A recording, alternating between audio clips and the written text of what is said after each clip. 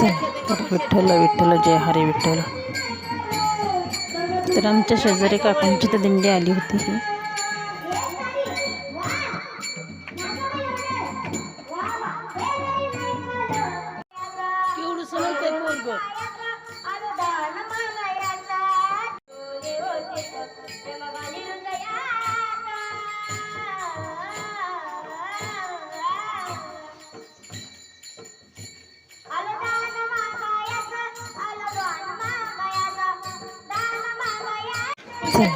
Vitthal Vitthal Jai Hari Vitthal.